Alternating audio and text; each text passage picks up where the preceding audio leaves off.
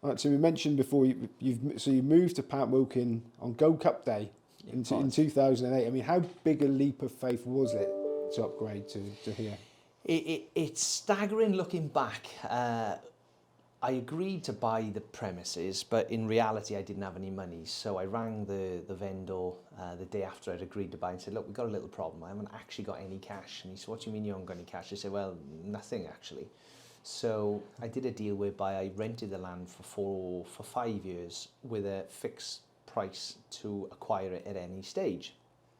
So I sold my house, and I was very fortunate the property market had moved with me, and we had about 225 grand of cash of equity out the house, and I sold it and said to my wife, oh, no problem, we'll move into a caravan and we'll go onto this site, we're going to lease it, and don't worry, I'll sort everything out. And, you know, I look back, I think, how did she agree to it all, really? And how did I even think that I would do it? But I did. And I put a gallop in, which cost me 140 grand at the time. I spent 43,000 on like a wood cabin lodge for us to live in. And I put up 16 stables, and that's what got us going, basically. And we were doing that, and the gallop all worked nicely, and I was just renting the land, and that's how it started. And of course we just started to blossom and train a few winners. I always remember I went, we had a pointer who went under rules with me. The owner said no problem, you can take it under rules, and it won at Newbury, a really nice race with a horse called King's Euro. And Lydia Hislop interviewed me on Racing UK, and it stands out in my mind because the horse won well. It was a nice day, and she interviewed me and said, you know, asked all the right questions. And I was saying, look, I bought a new yard, I want to expand, I want this, I want that. And the phone just never stopped. It literally, from that day in possibly late 2008, early 2009, possibly the sort of February time, 2009, I think it was, and the phone just kept ringing. And the Irish, for whatever reason, took a shine to me, and the horses kept arriving. I had a unique selling point, I suppose. I was probably extremely competitive on my prices. I was growing, I was young, I was keen, I was different.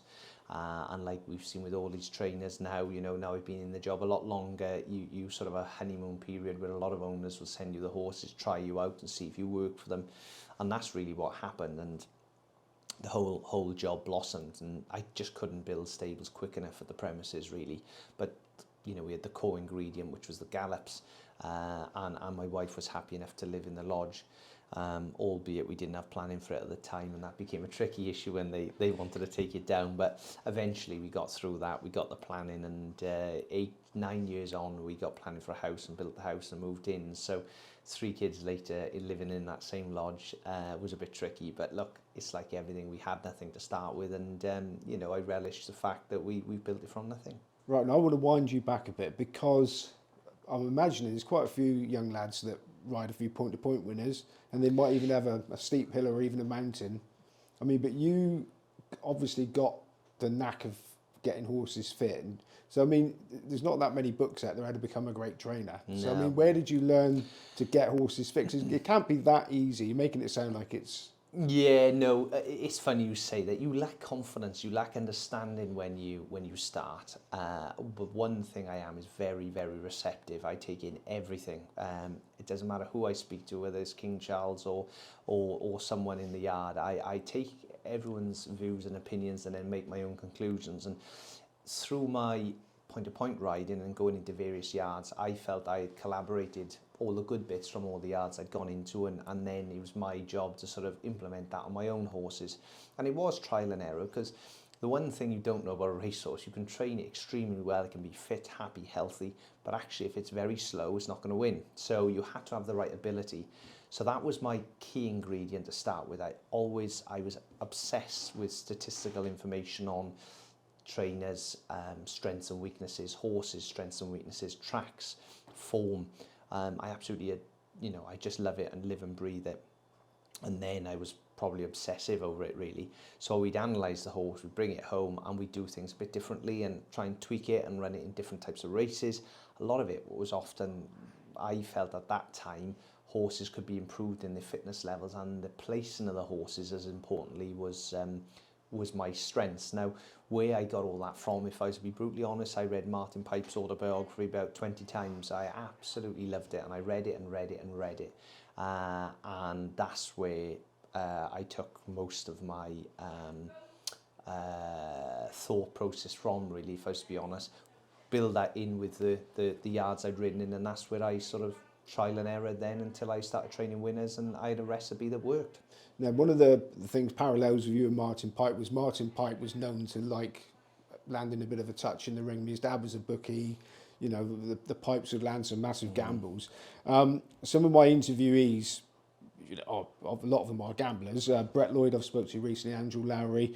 I'm yet to get David Lovell, who's a bit camera shy, but I spoke to his brother James. I mean, they've mentioned you in their tales of landing gambles. You know, get a horse, give it to you, like you've just explained, you get it fitter. Is it, well, first of all, can you tell us about the Dead or Alive point-to-point gamble? This is made a book. Andrew sent me some clips from a book, so can you tell us about that one? Well, of course I can, yeah. Look, basically I was fortunate enough, once I started training a few winners, David and James Lovell's dad said, the late John Lovell, who was a lovely chap, said, look, do you want to buy me a racehorse? I want to go and win the Dunraven Bowl. So that was his sort of aspiration, to win a few points and take it to the, sort of the premier final then of the point world in Wales. So I said, yeah, no problem. So away I go and I buy this horse. And I was unfortunate, John passed away in the interim, and that horse continued, won a couple of races, but it wasn't good enough.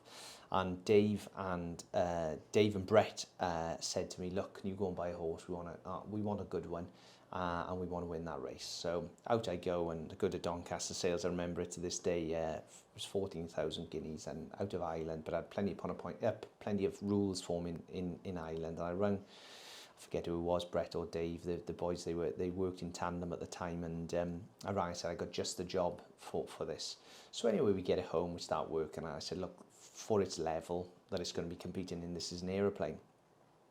And Dave and Brett were never frightened to have a few quid on one, as you know, and they said to me, look, it would be nice if we could pay for this horse, you know, and before we start, it's costing us a few quid to buy it and train. And I said, yeah, leave it to me, no problem. So they said, how are you going to do it? I said, I don't know yet. I said, let me put my thinking cap on. Anyway, I had a license at this time. We started having runners under rules and things. And I thought, well, if I go locally, we'll never ever get a price on this horse because everyone knows me, and usually our horses are just 3-4 points lower than they should be before you even start. But I was not really well known. I hadn't really started to crystallise the job in the racing world. So we all decided we were going to take it to Bangor Racecourse. It was the inside of the racecourse, but it was a point-to-point there. So anyway, I think I had 5 runners at Warwick the same day, and I drive the trailer to Bangor for this point-to-point. But I just wanted to make, you know, cross the T's, dot the I's to get it right for the boys, because I knew they knew how to bet. Anyway, the betting side of it was never my division. My job was getting the right horse in the right race to give it the best chance of winning, ideally at the right price for them.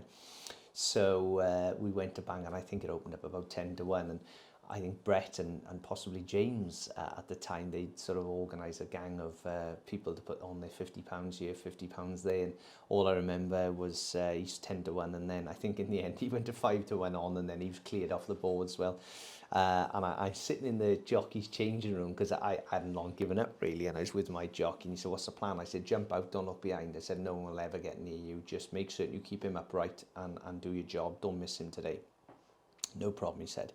So I get up, and Richard Burton, a good pal of mine who I used to ride against, top class national champion point jockey, said, what are you doing up here, Tim? Jesus, what have you brought up here? I said, oh, just this little maiden pointer. I said, he's all right, got a bit of form in Ireland, fingers crossed he'll run well.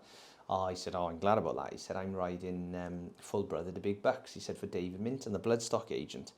And to say my heart sunk was an understatement. I think that horse, or whatever it was, I'm sure it was big bucks, but it was a horse certainly the equivalent of that. And my heart sank, and I thought, my word, you know, you got one win in the Stayers hurdle and a full brother to him, or half brother to him, and I'm trying to win with this second-hand horse out of Ireland. But anyway, sure as we did, we won. That was second, and that was jumping the last when Dead or Alive was walking back to the paddock. It was unbelievable, and the feeling, I'm getting goose pimples even talking about it now. It was, it wasn't so much even the winning; it was the camaraderie that Brett and Dave brought to it, and it was just such an enjoyable experience, really.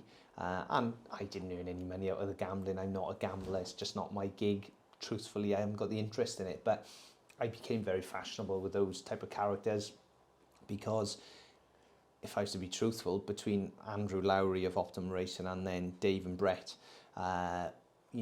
probably backing a lot of horses who are longer priced than they possibly would have been if they'd been with different trainers at the time, I became more noticed by and well thought of, I suppose, and regarded as someone who can win a race when the money's down, and that's how that evolved. Is it harder for a trainer when you know that the owners gamble?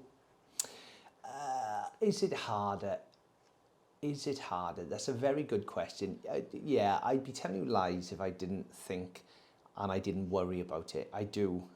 However, through experience and age now, I look back and think, well, why did I worry? You're doing a job, you're doing your best. I always am quite meticulous in my approach, and I cross every T, dot every I, and then really it's up to the horse to do its job. Now, if the horses are in form and they're flying and everything's going well, more often than not, they would run to form. If horses are a bit out of form, that's when I would worry more, because it's a little bit more hit and miss with them, and you're not as accurate as you'd like to be, simply because you don't know if a horse is out of sorts. That became very tricky, but by the end, I had some boys who would like some lumpy bets from, obviously Brett and Dave, Andrew, Michael Owen, the footballer and things. I've had a lot of characters like that, and they would have a considerable amount of money, and in the end I became a little more conditioned. But you definitely think about it a great deal more. And the biggest day probably in my life was Harry Finlay, absolute character of the sport, and Glenn is he was great, and Jim, I remember all the boys, they were great characters to deal with, they really were.